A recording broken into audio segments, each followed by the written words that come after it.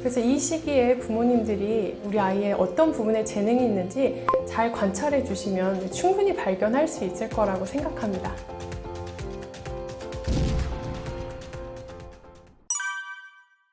자기소개 부탁드립니다. 안녕하세요. 저는 김현주입니다. 서울시 교육청 소속으로 공립학교와 대안학교에서 18년 동안 아이들과 함께 교사로 일하고 있고요. EBS에서 문해력 관련한 문항집 집필에 참여하며 아이들 문해력 신장에 힘쓰고 있습니다. 최근에는 엄마가 만드는 책 읽기의 기적이라는 책을 집필해서 어머니들과 또 아버지들 그리고 아이들이 함께 성장할 수 있는 방법을 모색하고 있습니다. 학교 교실에서 본 영재 아이들의 특징이 있나요? 영재인 아이들은요, 티가 나요. 뭐 할 때 티가 나냐면 질문할 때 티가 나요.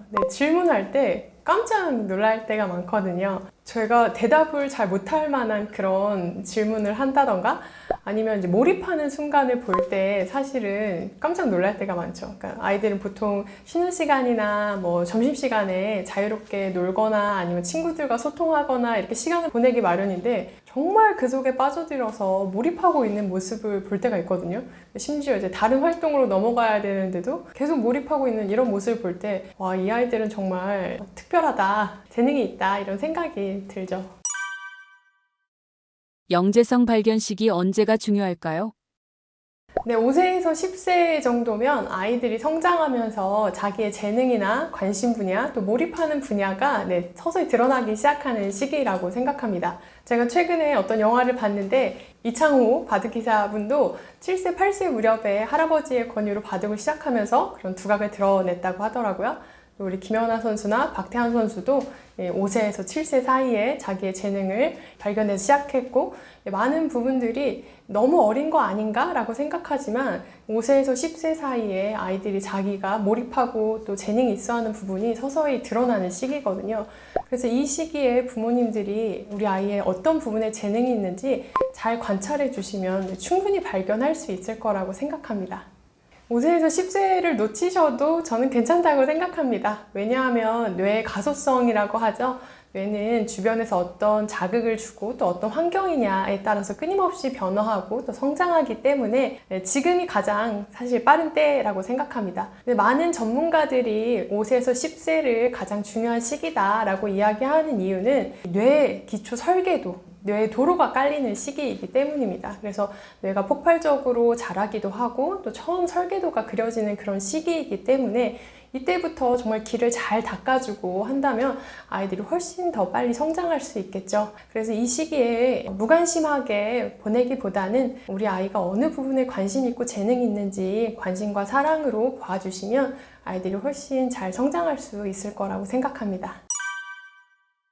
5세에서 10세에 보이는 영재들의 특성이 있을까요? 5세에서 10세 사이에 보이는 아이들의 특징이 있습니다. 3가지 정도가 있는데요. 첫 번째는 왜? 라는 질문을 정말 많이 합니다. 정말 귀찮을 정도로 많이 하는데요. 저를 가르쳐 주셨던 저희 교수님이 그때 대답을 잘해줘라. 왜냐하면 질문하는 때는 그때뿐이다 라고 이야기하셨거든요. 그래서 저는 이제 잊지 않고 아이가 이렇게 질문할 때 꼭 대답을 잘해줘야지 이렇게 마음을 먹었는데요. 끊임없이 질문하니까 저도 이렇게 지칠 때가 있더라고요. 그런데 이제 부모님들께 꿀팁을 알려드리면 아이가 질문을 할 때 모르는 경우도 있잖아요. 이럴 때 과학적으로 또 정답만 찾으시려고 하기보다는 엄마도 모르는데 같이 한번 찾아볼까? 라고 제안해 주시거나 아니면 아주 창의적으로 어떤 픽션을 쓰셔도 괜찮습니다. 엄마, 하늘은 왜 파란색이야? 라고 물어볼 때 옛날에 어떤 못된 마법사가 살았는데 파란색을 싫어했대. 뭐 이런 식으로 그냥 만들어주셔도 아이들 훨씬 좋아합니다. 그래서 아이들이 왜? 라고 질문을 할 때 귀찮아 하시기보다는 어떤 이런 같이 알아보시거나 이런 재미있는 대답을 통해서 대화를 이끌어 나가시면 더 좋을 것 같습니다. 두 번째는 내가 할래! 라고 많이 말하는데요. 아이들이 자율성과 이 독립성이 급격히 자라는 시기입니다. 그래서 엄마가 요리할 때 엄마 나도 칼질 해볼래, 나도 불에서 저어볼래, 또 아빠가 공구 만지고 있을 때 나도 조립해볼래 이렇게 할 때가 많죠. 근데 또 이렇게 하다 보면 안전상의 위험도 있기 때문에 부모님들이 하지마, 안돼, 위험해 이렇게 말리시는 경우도 많은데요. 안전한 범위 내에서 부모님들이 아이들의 자율성과 독립성을 키워주실 수 있도록 아이들에게 한번 해보게 하시는 것도 좋을 것 같습니다.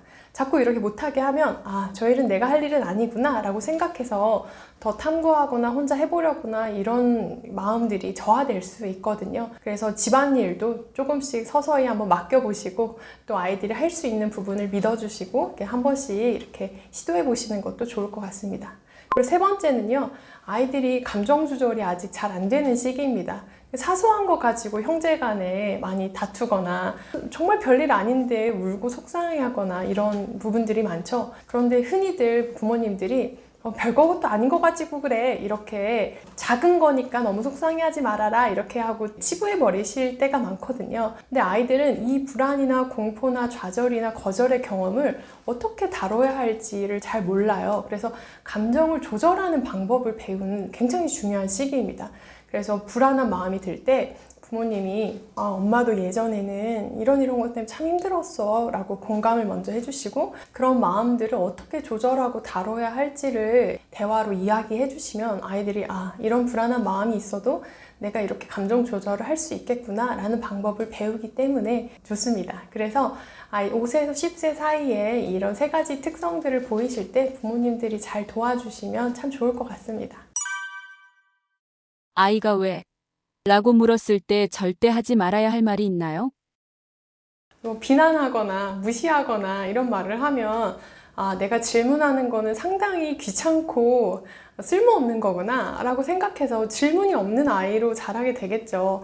그런데 영재성의 핵심은 사실은 호기심이거든요. 그 호기심을 실제로 탐구하고 현실 속에서 개발해보고 이런 능력이 영재의 주 능력인데, 부모님이 호기심이나 실패하는 거에 대해서 이제 비난하거나 무시하거나 이런 분위기가 계속된다면 질문이 없는 아이, 새로운 걸 시도하지 않는 아이, 이런 아이로 성장하게 되겠죠.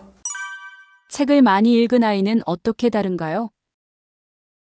책을 많이 읽은 아이들은요, 머릿속에 먹을 것이 풍성한 곳간이 있는 아이처럼 느껴져요. 그래서 제가 어떤 정보를 제시해 준다거나 새로운 지식을 주면은 그 곳간 속에서 여러 가지를 찾아와요.